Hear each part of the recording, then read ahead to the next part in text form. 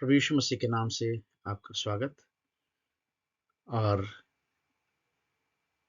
बाइबलीय उपदेश या बाइबलीय संदेश के तैयारी और उसके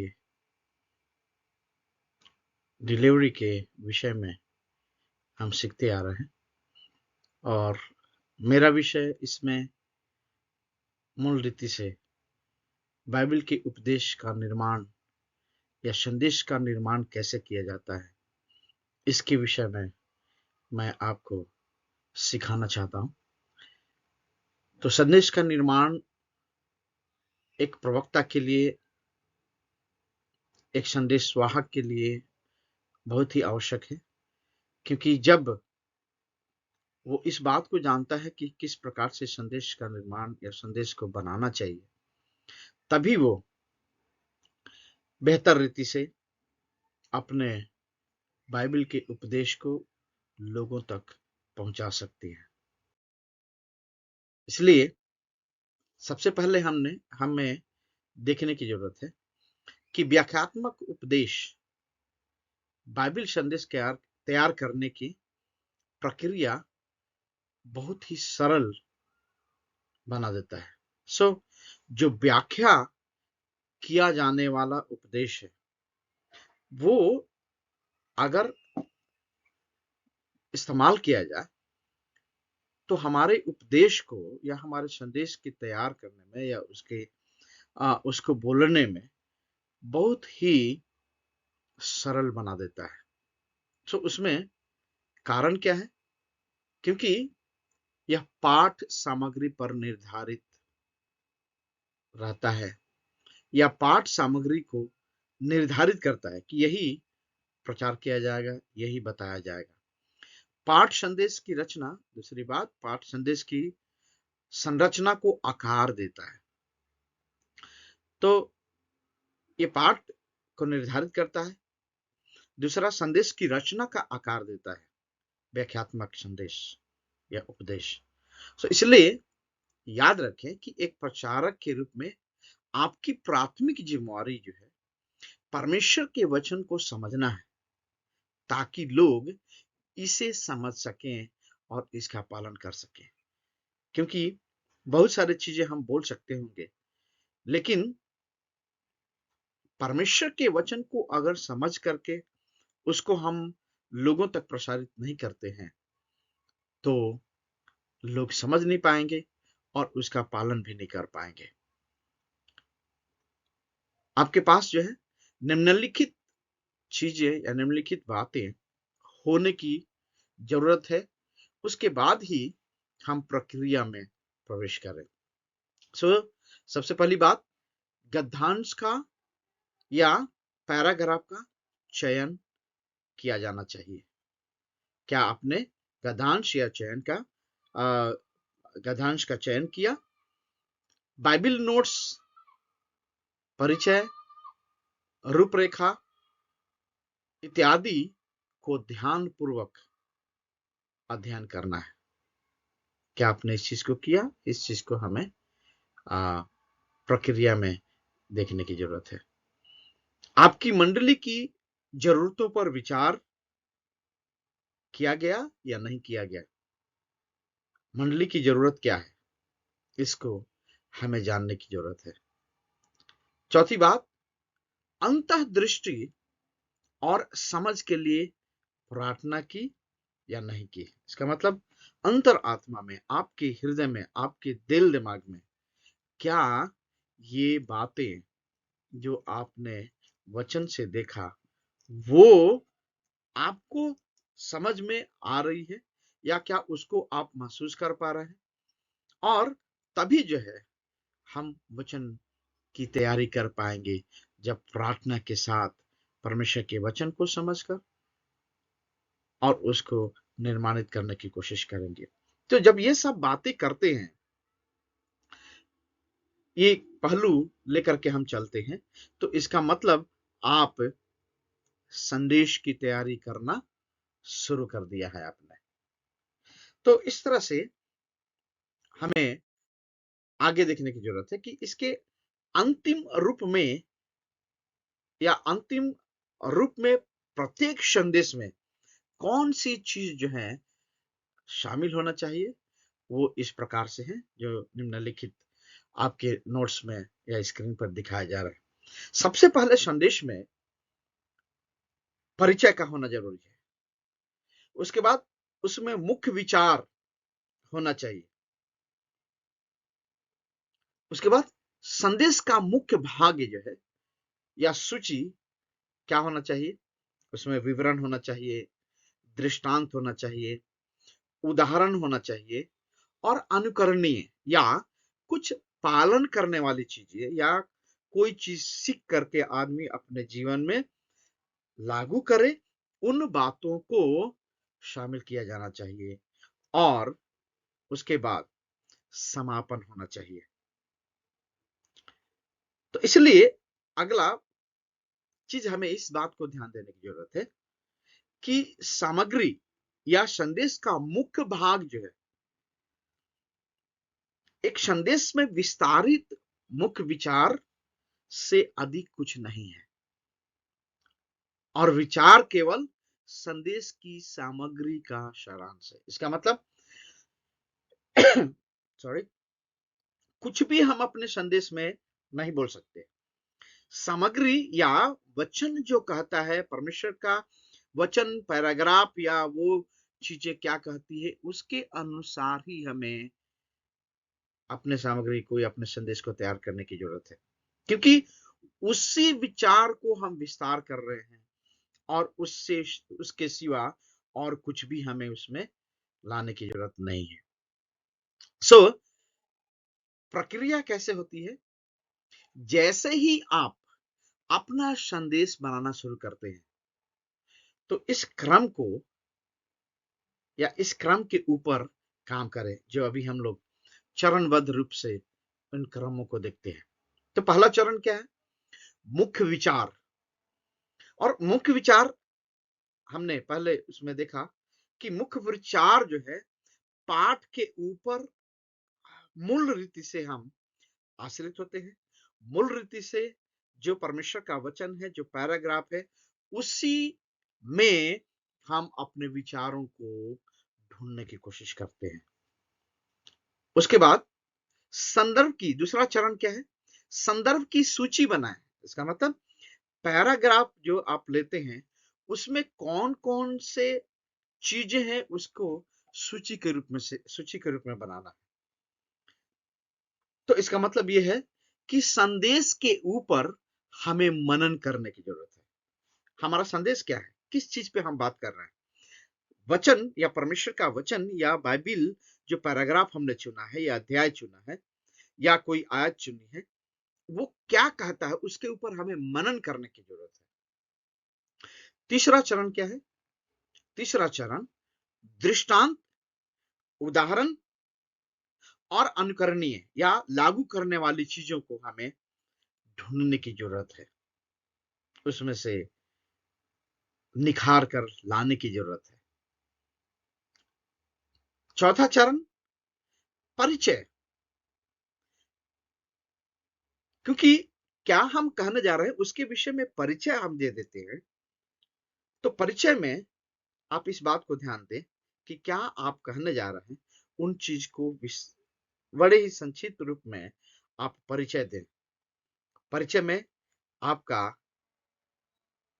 पृष्ठभूमि भी हो सकता है, हिस्ट्री भी हो सकती है उसकी, और इस प्रकार से आप परिचय को देने की जरूरत है। पांचवा चरण क्या है? समापन। समापन में आप मुख्य विचार से लेकर के अभी तक आप क्या बात करना चाहते हैं, क्या कहना चाहते हैं, आपका निर्णय क्या है, आप लोगों को क्या संदेश छोड़ना चाहते हैं, कौन से ऐसे मुख्य पॉइंट को आप चाहते हैं कि फिर से लोग समझे, फिर से लोग जाने, और उसके लिए आपको समापन में लाने की जरूरत है। तो मुख्य विचार और सामग्री समाप्त होने के बाद परिचय और निष्कर्ष को जोड़ा जाना चाहिए। आप परिचय पहले नहीं बना सकते अपने संदेश का, क्योंकि आपने अभी तक मुख्य विचार को या मूल मूल बिंदुओं को आपने चित्रित नहीं किया है, रखा नहीं है, उसको सूचीबद्ध नहीं किया है। तो इसलिए पूरे संदर्भ को बनाने के बाद, पूरे मैसेज को बनाने के बाद, सूची को बनाने के बाद आप परिचय जोड़े और उसके बाद निष्कर्ष या समापन को आप बनाएं। उसमें फिर आप चित्रण, उदाहरण और अनुप्रयोग को परिचय के रूप में या सामग्री का निष्कर्ष में जो है इन चीजों को जोड़ा जा सकता है। सो चरण 3 और 4 और 5 का क्रम जो है महत्वपूर्ण नहीं है और इसे व्यक्तिगत प्राथमिकताओं के अनुसार बदला जा सकता है। कहने का मतलब कि 3, 4 और 5 क्या है? दृष्टांत हो गया, उदाहरण हो गया, वो मूल चीज नहीं है। मूल चीज क्या है? हमारा मुख्य विचार। मुख्य विचार क्या है? परमेश्वर का वचन। परिचय क्या है? परिचय भी बदला जा सकता है, क्योंकि एक ही वचन में अलग अलग प्रकार के विषय हो सकते हैं और उस विषय के अनुसार आप अपने परिचय को बदल सकते हैं, समापन को भी बदल सकते हैं। लेकिन पूरा ध्यान, पूरा समय परिचय और उदाहरण और समापन पर हम बिताएं, ये संदेश के साथ अन्याय होगा, क्योंकि आपका मुख्य विचार जो है विस्मित हो जाएगा या खो जाएगा। इसलिए हमें इस प्रक्रिया में इन बातों को ध्यान देने की जरूरत है। और थोड़ा सा विस्तारित रीति से पहला चरण क्या है? मुख्य विचार को क्या करना है? निर्धारित करना है। जब आप अपना संदेश बनाते हैं तो यह ध्यान होना चाहिए, निम्नलिखित बातें। क्या क्या ध्यान होना चाहिए? एकीकृत, इसका मतलब एकाकृत भी बोल सकते हैं। इसका संदेश का प्रत्येक भाग मुख्य विचार के अनुरूप होना चाहिए और उसका समर्थन वो आपका विचार करेगा। मतलब अगर दो विचार हैं तो दोनों विचार अलग अलग नहीं होना चाहिए एक ही पैसेज में या एक ही वचन में। दोनों जो है धारा प्रवाह एक ही विचारधारा में, एक ही विचार में चलना चाहिए और एक दूसरे का वो समर्थन करेगा। इसलिए इसको बोलते हैं एकाकृत या एकीकृत। इसका मतलब उसमें एक फ्लो होगा, कंटिन्यूएशन होगा। दूसरा, व्यवस्थित। उपदेश देते समय आपको पता होगा कि आप क्या कहने जा रहे हैं, आप इसे कब कहने जा रहे हैं, और श्रोता संदेश का पालन करने और समझने में सक्षम होंगे। इसलिए इसको सूचीबद्ध या व्यवस्थित करने की जरूरत है। जब आप व्यवस्थित करते हैं तो पॉइंट नंबर 1 या मुख्य बिंदु नंबर 1, मुख्य बिंदु नंबर 2, मुख्य बिंदु नंबर 3, अगर ऐसा आप 3 या 4, 5 अगर मुख्य पॉइंट लिखते हैं तो आपको यह पता होना चाहिए इसको व्यवस्थित करके कि कौन सा मुख्य बिंदु पहले कहा जाएगा, कौन सा मुख्य बिंदु दूसरे स्थान पे आएगा, कौन सा मुख्य बिंदु तीसरे स्थान पे आएगा, और उसके बाद केंद्रित करना। आप संदेश के लिए अपने उद्देश्य को पूरा करने के लिए मुख्य विचार का प्रयोग करने में सक्षम होंगे। जब आप केंद्रित होंगे वचन में, जो आप टॉपिक या जो वचन ले रहे हैं उसमें केंद्रित होंगे, तो उद्देश्य जो है आपका प्रचार करने का, जो मुख्य विचार है उसके ऊपर आप उसको अच्छे खासे रूप में उपयोग करने के लिए आप बहुत ही उसके ऊपर आप जो है सक्षम हो जाएंगे। अनुस्मारक, इसका मतलब लागू किए जाने वाला चीजें क्या है? विषय। क्या विषय है? सुनिश्चित करें कि आपका विषय बहुत ही सामान्य, व्यापक या बहुत विशिष्ट नहीं है। जब तक आप सुनिश्चित न हो जाएं कि आपने जिस विषय के बारे में लिखने जा रहे हैं उसे स्पष्ट रूप से पहचान लिया है, तब तक उसके संदर्भ में ग्रंथार्थ में क्या करना है? अध्ययन करते रहना है। जब तक आपको खुलासा के साथ न आपको विषय समझ में आ जाए या सामान्य रूप से आप कोई भी चीज कह करके नहीं निकल सकती। जब तक वो उसकी विशेषता आपको समझ में ना आ जाए, तब तक आप आगे ना बढ़ें। और पूर्णकर्ता, इसका मतलब एक बार जब आप मुख्य विचार की पहचान कर लेते हैं, तो वह सब कुछ लिख लें। जितना भी आपके पास मुख्य विचार है, उन सबों को आप लिख लें, और लिखने के बाद एक से अधिक पूर्णक जो है आपके, या परिच्छेद, या ऐसे महत्वपूर्ण बातें हो सकती है। जैसे मैंने बताया, मुख्य बिंदु नंबर 1 2 3 4, 1 2 3 4 मुख्य हो सकते हैं, या परिच्छेद छोटे छोटे जो है आप वाक्यांश जो है लिख सकते हैं। और सबसे पहले पाठ के शब्दों का उपयोग करते हुए विषय के बारे में कही गई हर एक बात को क्या करना है, सूचीबद्ध करना है।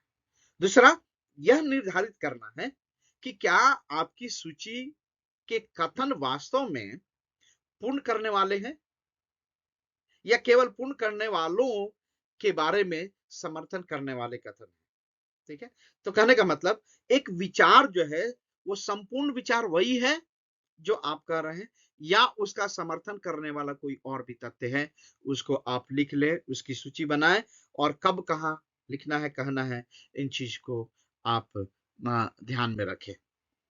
सो तीसरी बात इसमें यह है कि मुख्य बिंदुओं को उस क्रम में व्यवस्थित करें जिस क्रम में आप सोचते हैं कि आप उन्हें किस प्रकार से संप्रेषित करना चाहते हैं या कहना चाहते हैं। प्रत्येक बिंदु के नीचे उन कथनों को रखें जो इसका समर्थन करता है। इसका मतलब इंग्लिश में बोलते हैं उसको सब पॉइंट, मेन पॉइंट एंड सब पॉइंट। सो पॉइंट नंबर 1 या पॉइंट नंबर 1 में पॉइंट नंबर ए, बी, सी भी हो सकता है, डी भी हो सकता है, जो मुख्य पॉइंट को या मुख्य विषय को वो संबोधित करता हो या उसका समर्थन करता हो। सो चरण 2 में सामग्री की रूपरेखा तैयार करना है, और पूर्ण रीति से अपने सारे विचारों को, मुख्य बिंदुओं को और सहायक बयानों को एक रूप देना है, या रूपरेखा के रूप में लिखे, जो आपके संदेश के लक्ष्य को या उद्देश्य को दर्शाता है। सो अपनी रूपरेखा बनाने से पहले यह आपको निर्धारित करना है कि आपके मन में अपनी मंडली के लिए कौन सा लक्ष्य है। इसका मतलब आपके चर्च में, आपकी कलीसिया में, या जिस भीड़ से आप बात कर रहे हैं, क्या आपके दिमाग में है, या कौन सी ऐसी लक्ष्य है जिसको आप प्रस्तुत करना चाहते हैं। सो यह निर्धारित करें कि आपके मन में आपकी मंडली के लिए कौन सा लक्ष्य है। शुरू से ही लक्ष्य को ध्यान में रखने से आपका अपने संदेश की रूपरेखा तैयार करने के लिए आपको मदद मिलेगी। सो ज्ञान में वृद्धि होगी, आचरण जो है वांछित प्रतिक्रिया में परिवर्तित होगा। सो आचरण या लोगों का चरित्र जो है परिवर्तित होगा। तीसरी बात, दृष्टिकोण या भावनाओं में क्या होगा, अंतर आएगा। सो लोग जब इस चीज को देखेंगे कि ज्ञान में वृद्धि हो रही है और आचरण में थोड़ी और भी प्रतिक्रिया और परिवर्तन हो रहे हैं, दृष्टिकोण या उनकी भावनाओं में अंतर हो रहा है या परिवर्तन हो रहा है, तो इसका मतलब ये है कि इच्छुक प्रत्युत्तर आपको मिलेगा। लोग उसके प्रति अपने जीवन को समर्पित करेंगे, लोग उसमें हामी भरेंगे और उसको अपनाने की कोशिश करेंगे। सो गद्यांश को दोबारा पढ़ना है और तय करना है कि मुख्य बिंदु और सहायक बिंदु क्या कहना चाहते हैं। ठीक है, सो इसका मतलब बार बार उसको, गद्यांश को या वचन को या उस पाठ को पढ़ने की जरूरत है। प्रत्येक मुख्य बिंदु और सहायक कथन के नीचे रूपरेखा पर एक वाक्यांश या वाक्य के रूप में एक संपूर्ण विचार लिखें जो प्रभावशाली ढंग से संप्रेषित होता हो या बयान करता हो। सावधानी हमें यह रखनी है कि अपने पूरे संदेश को शब्द दर शब्द लिखने का प्रयास करने की जरूरत नहीं है, बल्कि अपनी रूपरेखा पर्याप्त रूप से इस तरह से भरे या इस प्रकार से लिखे ताकि आप मूल रूप से जान सके कि आप कहने क्या जा रहे हैं। इसका मतलब कोई जरूरी नहीं है कि आप एक एक शब्द क्या बोलने जा रहे हैं, उन शब्दों को आप लिखें। ऐसा कर भी सकते हैं, बहुत सारे लोग ऐसा अपने पूरे संदेश को एक एक लेटर जो है लिख करके संदेश को लाते हैं और पढ़ते हैं। लेकिन इस बात को आप ध्यान रखें कि अगर वैसा नहीं करते हैं तो रूपरेखा आपका इतना स्पष्ट होना चाहिए कि आप क्या कहने जा रहे हैं, कौन सा आपका मुख्य बिंदु है, और उन सब चीजों को आप अपने ध्यान में रखते हैं और उसको लिखित रूप में रखते हैं, ताकि आप संदेश या मूल जो वचन है, मूल विचारधारा है, मूल उपदेश है, उससे आप भटकते नहीं। और इसलिए तीसरी बात यह करना है कि हमें मनन करने की जरूरत है। सो चरण 2 और चरण 3 के बीच गद्यांश पर ध्यान करना है, इसका मतलब मनन करना है और परमेश्वर से प्रार्थना करना है कि वह आपको समझ और अंतर्दृष्टि दे और आपको उस संदेश का निर्माण करने में या संदेश को बनाने में सक्षम बनाए जैसा वह चाहता है। कौन चाहता है? परमेश्वर, जो इस वचन का करता है, जो इस वचन को लिखने वाला। और इसलिए यहोशू पहला अध्याय उसके 8 वचन में इस प्रकार से लिखा है। यहोशू 8 अध्याय उसका पहला वचन इस प्रकार से लिखा है कि व्यवस्था की यह पुस्तक तेरे चित्त से कभी उतरने ना पाए, इसी में दिन रात ध्यान दिए रहना, इसलिए कि जो कुछ इसमें लिखा है उसके अनुसार करने की तू चौकसी करे, क्योंकि ऐसा ही करने से तेरे सब काम सफल होंगे और तू प्रभावशाली होगा। परमेश्वर का वचन क्या कहना चाहता है? संदेश के ऊपर आपको समझ होनी चाहिए, ध्यान देने की जरूरत है, प्रार्थना करने की जरूरत है। चरण 3 में क्या कर सकते हैं? चित्रण या उदाहरण या अनुप्रयोग को जोड़े। अनुप्रयोग मतलब क्या आप लागू कर सकते हैं। चित्रण का मतलब आप किसी तस्वीर या किसी पिक्चर या किसी इस प्रकार के बातों को या कहानी को आप ला सकते हैं, जिसके द्वारा आप जो कहना चाहते हैं उसको बड़े सक्षमता से, बड़े कौशलता से लोगों तक पहुंचा सके। चित्रण और उदाहरण एक ऐसी चीज है जो एक समान नियम के रूप में प्रभावशाली ढंग से संवाद करने के लिए आवश्यक होता है, जो कुछ उदाहरणों और उदाहरण या दृष्टांतों का उपयोग आप कर सकते हैं। दृष्टांतों और उदाहरणों का उद्देश्य क्या होता है? अमूर्त सत्य को स्पष्ट करने के लिए उपयोग होता है। सत्य को रोजमर्रा के अनुभव से जोड़ने के लिए उपयोग करना है उदाहरण और दृष्टांत को, और किसी अवधारणा का सत्य को समझाने के लिए उपयोग करें, ताकि श्रोता जो है, आपके सुनने वाले, उससे पहचान सके कि आप कहने क्या जा रहे हैं। किसी मुख्य बिंदु या सत्य पर जोर देने के लिए उदाहरण या दृष्टांतों का उपयोग किया जाता है। दृष्टांतों और उदाहरणों का उपयोग करने के लिए कुछ दिशा निर्देश हैं, और ये होना चाहिए कि ये सटीक होना चाहिए, पवित्र शास्त्र के द्वारा जो है ये प्रमाणित होना चाहिए, और सुनिश्चित इस बात को करना है कि जो भी चित्रण, जो भी उदाहरण लोगों को अपमानजनक नहीं होना चाहिए, आपत्तिजनक नहीं होना चाहिए, उन्हें ऐसे सुनाए ताकि वो सुने, और कहानी के रूप में हो सकता होगा या प्रभावशाली रूप से उसको सुनाना है। और इसलिए बहुत कम व्यक्तिगत चित्रों का उपयोग करें। इसका मतलब ऐसी चीजों को ना उपयोग करें जो किसी को शर्मिंदा कर दे या अपमानित कर दे या उनके विश्वास का उल्लंघन कर दे।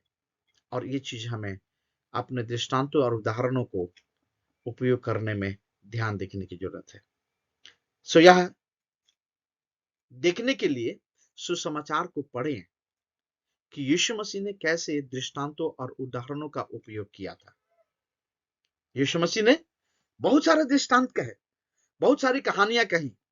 कैसे यीशु मसीह ने कहा, इस चीज को हमें पढ़ने की जरूरत है। और उदाहरण और हास्य जो है, एक समान नियम के रूप में उदाहरण और हास्य और चुटकुले जो है उससे हमें दूर रहना है। वचन के समय में अनाप शनाप चुटकुले, अनाप शनाप उदाहरण का प्रयोग हमें नहीं करना है।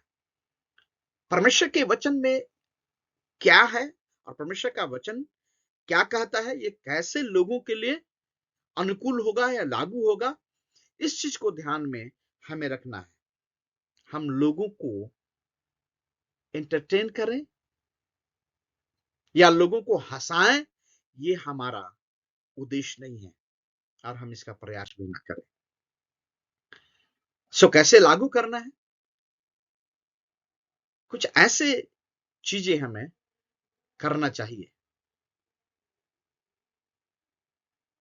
और इस बात को हमें ध्यान देने की जरूरत है लागू करने में, कि लोग जो है इन चीजों को सुनने के बाद, संदेश को सुनने के बाद ये कहना चाहिए कि मुझे क्या करना है, मुझे क्या करना चाहिए, कैसे यह काम करता है, मैं इसे कैसे अपने व्यवहार में ला सकता हूं। सो लोग जो है आज्ञाकारिता में कैसे आए, उसके लिए कैसे आपको आवेदन करना है या लोगों को पुकारना है, लोगों को बुलाना है, यह दिखाना है कि वचन का पालन कैसे करना है।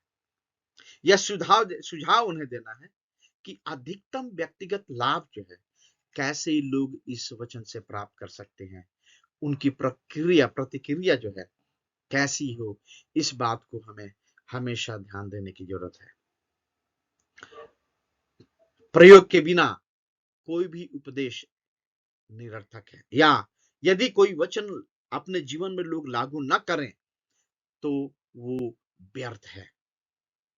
और ये चीज हमें ध्यान देने की जरूरत है। सो यहाँ पर विचार करने के लिए कुछ विशिष्ट एप्लीकेशन या विशिष्ट ऐसी चीज दिए गए हैं जिसको लागू करना है। तो यह क्या है?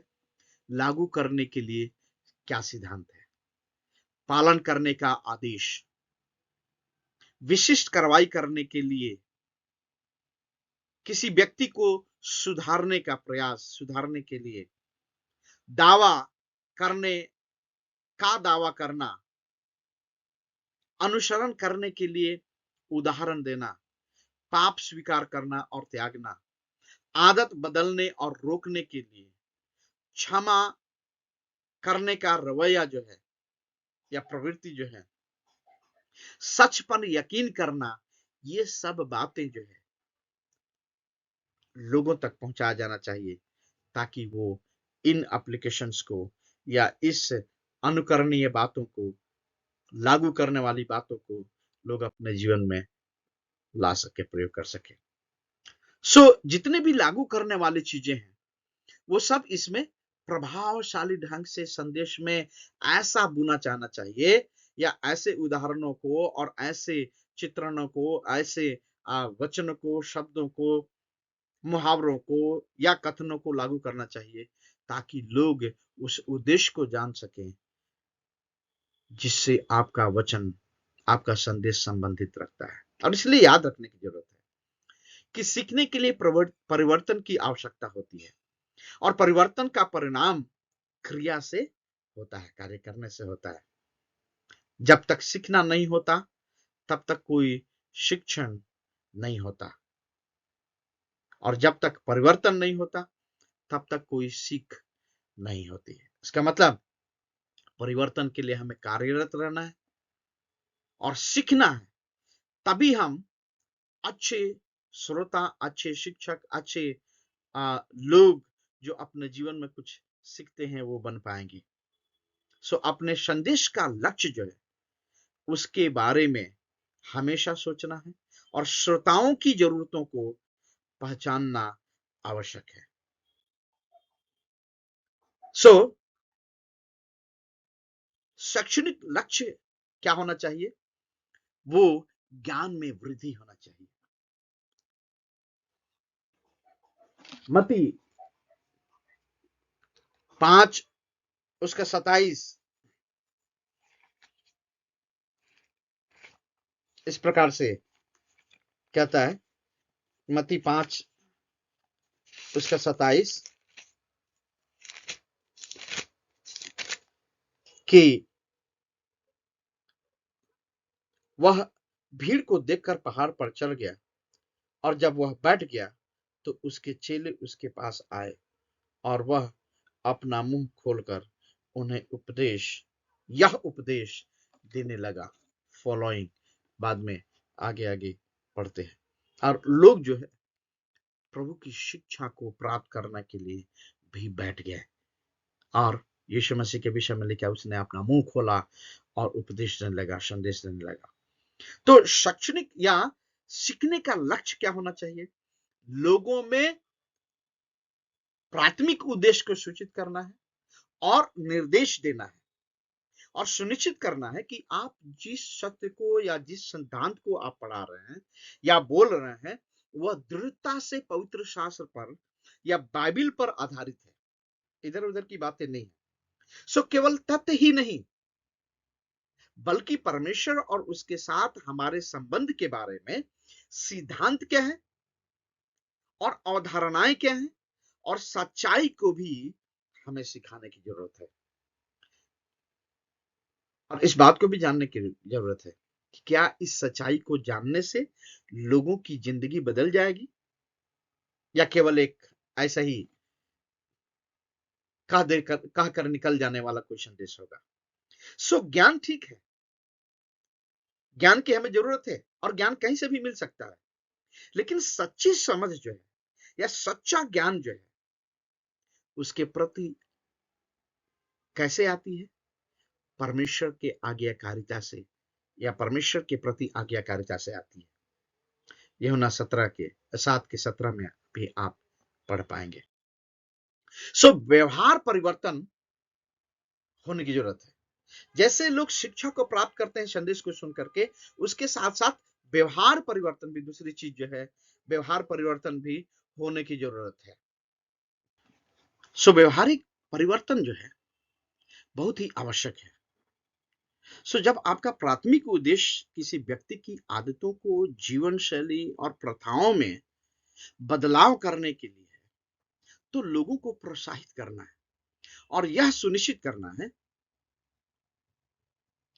कि व्यवहारिक रूप जो है किस प्रकार से लोगों का बदले और लोग जो है कैसे व्यवहारिक रूप से अपने जीवन में परिवर्तन को लाएं। आपके वचन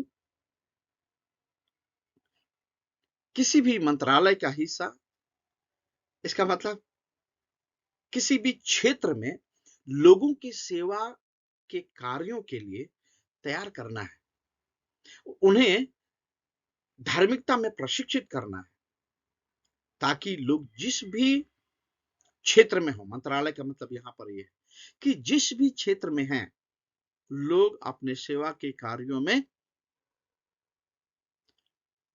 शकुन के साथ, ईमानदारी के साथ अपने जीवन में परिवर्तन को लाएं और उसे कर सकें और उन्हें धार्मिक बातों में भी प्रशिक्षित करने की आवश्यकता है।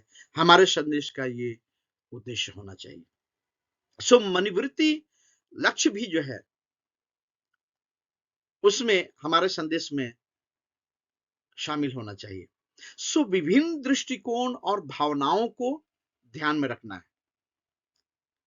सो जब आप प्राथमिक उपदेश लोगों को आपका है कि कुछ चीजों के बारे में आपको महसूस करना है या महसूस करने के लिए उनको प्रेरित करना है, ताकि सोचने के तरीके में लोगों को बदलाव हो सके और इस बात में वो राजी हो कि हाँ, इन्हें इन बातों में बदलने की जरूरत है या स्वीकार करने की जरूरत है कि हाँ, इन बातों में हमें बदलने की जरूरत है। जैसे घुसखोरी और बहुत सारे ऐसे सामाजिक अपराध या सामाजिक बातें जो लोगों को बदलने की जरूरत है, क्योंकि लोगों के अंदर ना प्रेम है और बहुत सारी ऐसी कुरीतियां हैं जो जीवन में ऐसे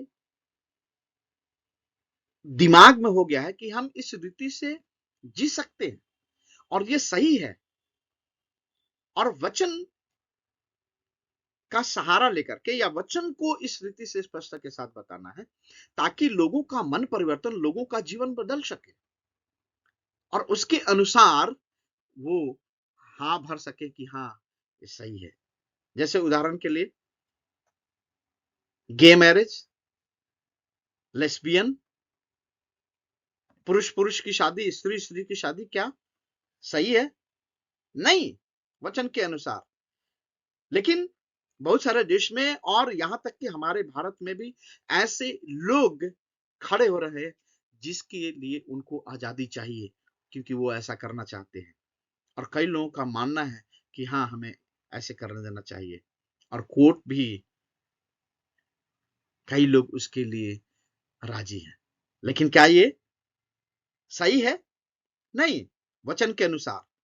लेकिन जब हम इस बात को लोगों तक प्रकट करते हैं तो लोगों की मनोवृत्ति बदलनी चाहिए और कहना चाहिए कि हाँ, बहुत सारे हमारे समाज में ऐसी चीजें हैं जो बदलना चाहिए। और यही जो है सुनिश्चित करना है कि हम इन बातों को करने के द्वारा भी लोगों के दृष्टिकोण को बदलना है और भावनाओं को बिना ठेस पहुंचाते हुए पवित्र शास्त्र के वचन के अनुसार उनकी मनोवृत्ति को, उनकी प्रवृत्ति को चेंज की जरूरत करने की जरूरत है, परिवर्तित करने की जरूरत है।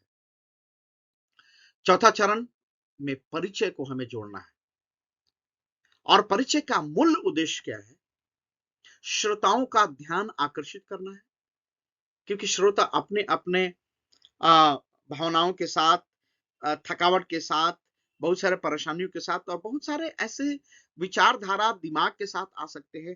आपकी बात वो कैसे सुने, इसलिए अपने परिचय में उनके ध्यान को आकर्षित करना है और प्रदर्शित करना है कि उन्हें सुनने की आवश्यकता क्यों है। आपको यह सुनिश्चित करना है परिचय में कि जो आप आगे कहने वाले हैं उन्हें सुनने की आवश्यकता है और मुख्य विचार का पूर्वावलोकन करना है कि आप क्या कहने जा रहे हैं, उसको पहले कुछ शब्दों में बताएं, उसके पहले की विस्तार रूप में करें। जैसे हम एक से लेकर के चौथे पांचवी चरण को देख रहे थे कि क्या क्या होना चाहिए हमारे संदेश में, वैसे ही अब हमें विस्तार से जैसे देख रहे हैं वैसे ही हमें विस्तार से उन्हें सुनाने की जरूरत है। सो परिचय कैसा होना चाहिए? परिचय अधिक से अधिक 3 मिनट का होना चाहिए, यानी कि लंबा परिचय ही कर दें और जो आप करना चाहते हैं वो छोटा हो जाए। नहीं, संदेश के लिए प्रासंगिक होना चाहिए परिचय। इसका मतलब संदेश से वो जुड़ा होना चाहिए, श्रोताओं के लिए उपयुक्त होना चाहिए। परिचय हमारा इस प्रकार से सिद्ध, इस प्रकार से होना चाहिए। एक अच्छे परिचय के लिए क्या क्या सुझाव है? एक मजबूत कथन से प्रारंभ करें। ऐसा कह सकते हैं कि बाइबल ऐसा कहती है। भविष्यवक्ताओं ने क्या कहा कि परमेश्वर यूं कहता है। तो इस प्रकार के ऐसे शब्दों से आप प्रारंभ कर सकते हैं। हो सकता है कि आप प्रश्न से प्रारंभ करें। क्या आप जानते हैं, जैसे क्या आप जानते हैं कि परमेश्वर आपके दिल को जानता है, आपके दिल में है? इस प्रकार के वचन से, इस प्रकार के बातों से आप शुरुआत कर सकते हैं। गद्यांश जो है या वचन को पढ़ने से शुरुआत कर सकते हैं। जब आप अपना संदेश शुरू करते हैं तो आप गलत कभी भी नहीं हो सकते हैं यदि आप वचन को पढ़ते हैं। सो ऐसा भी कह सकते हैं कि इस संदेश के लिए या आज के संदेश के लिए हमारा पाठ यहां से यहां है या बाइबल से ये है और इसे आइए हम पढ़ें, या इस संदेश का शीर्षक यह है और हमारा पाठ यह है। इस प्रकार के शब्दों का इस्तेमाल कर सकते हैं जब आप परिचय देते हैं। सो आपको यह कहना है कि उसका अधिकार स्थापित करने के लिए जितना जल्दी हो सके परमेश्वर के वचन की ओर बढ़ना है। सो जब आप परिचय देते हैं तो जितना जल्दी हो सके आप परमेश्वर के वचन की ओर आप बढ़ें। सो चरण 5वां क्या है? निष्कर्ष को जोड़ना है या समापन को। सो समापन को जब जोड़ते हैं तो इसका उद्देश्य क्या है? हमारा मुख्य विचार क्या करना है? दोबारा बताना है।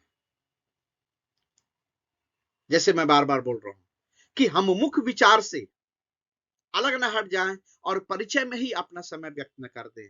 हम वचन के ऊपर जो हमारा मुख्य विचार है उसके पर टिके रहे। तो समापन जब हम करते हैं तो अपने मुख्य विचार को दोहराना है, या दूसरे शब्दों में यदि आपके पास 3 मुख्य बिंदु हैं आपके संदेश का, तो जो मुख्य बिंदु है उसके 3 सब या उसके 3 मुख्य और बिंदु जो हैं उसको दोहरा दीजिए ताकि लोग समझ सके कि आपने अब तक ये कहा और इसके ऊपर हमें विचार करने की जरूरत है कि इसको हम पालन करेंगे या नहीं करेंगे, ये हमारे जीवन के लिए लाभकारी है या नहीं है, वो सोचने के लिए मजबूर हो जाएंगे।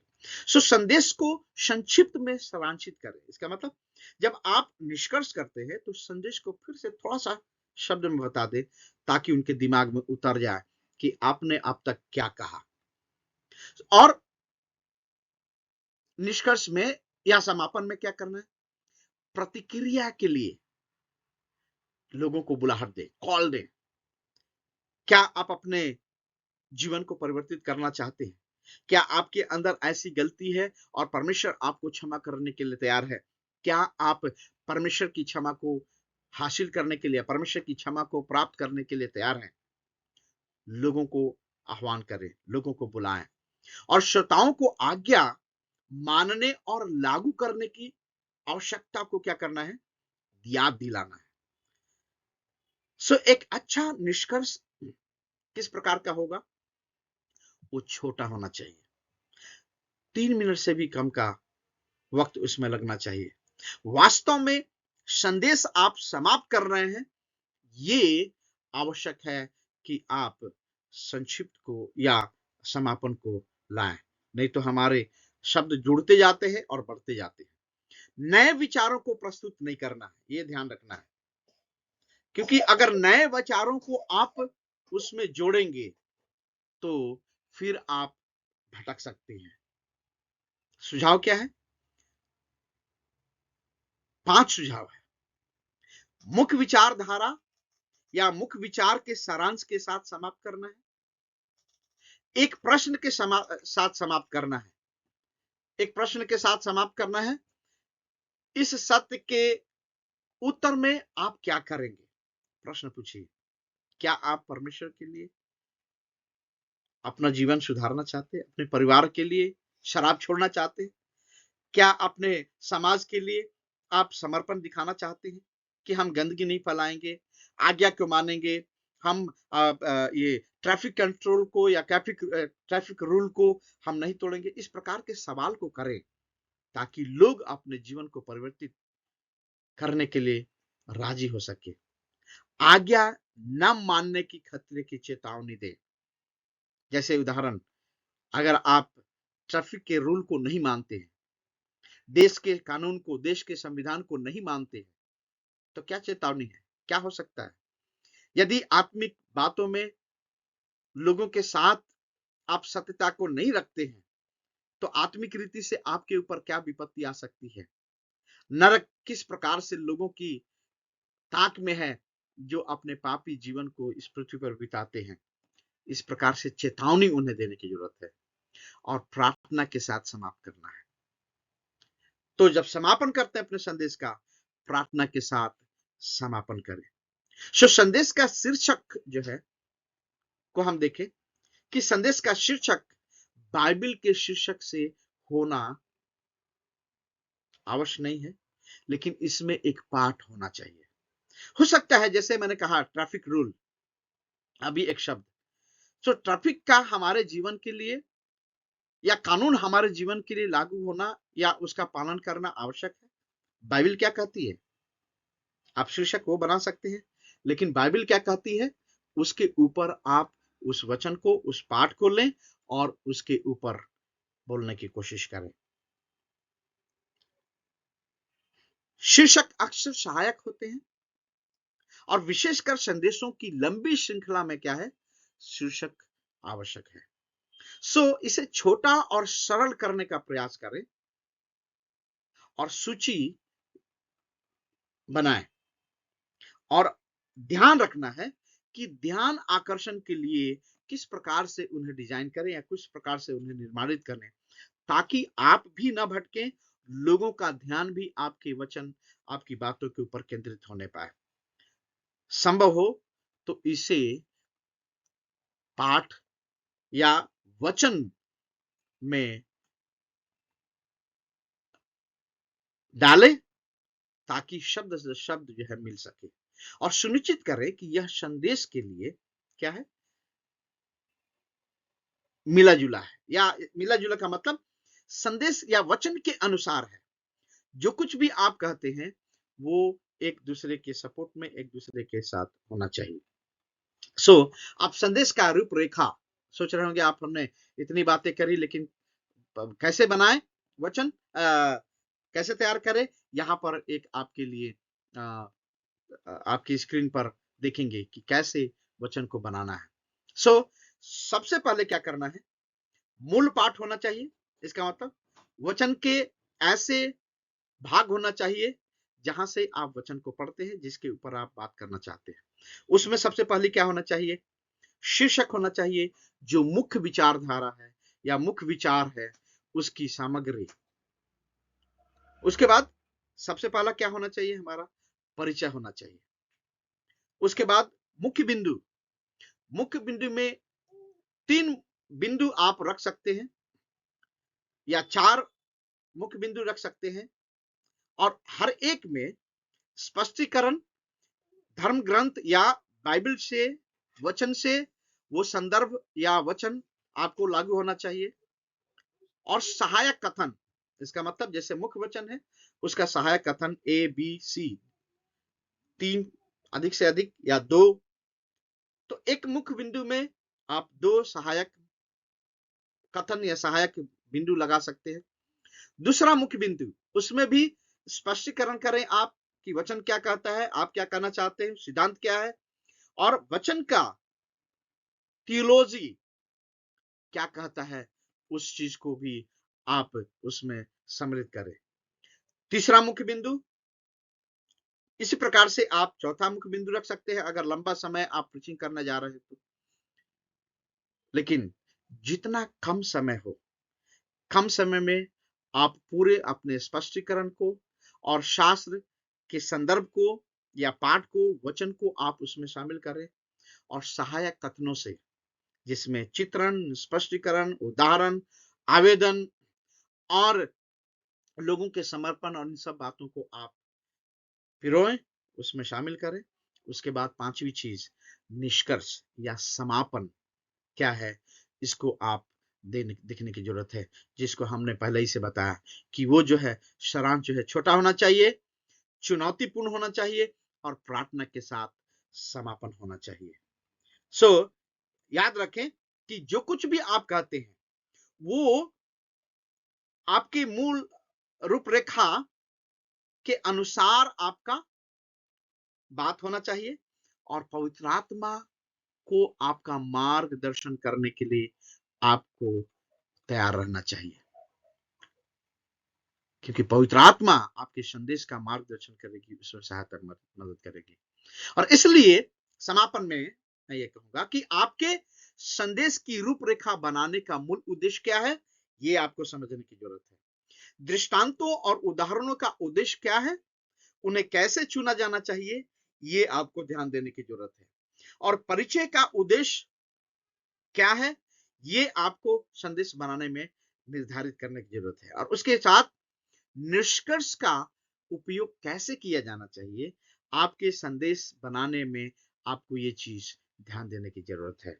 और तब आप एक सक्षम, एक बड़े ही कौशल धारा प्रवाह प्रवक्ता आप हो सकते हैं, क्योंकि पवित्र आत्मा इन सब बातों में हमारी सहायता करती है। परमेश्वर आपको इस बात को करने के लिए, सीखने के लिए मदद करे। प्रभु यीशु मसीह के नाम से आपको आशीष करता हूं। आमीन।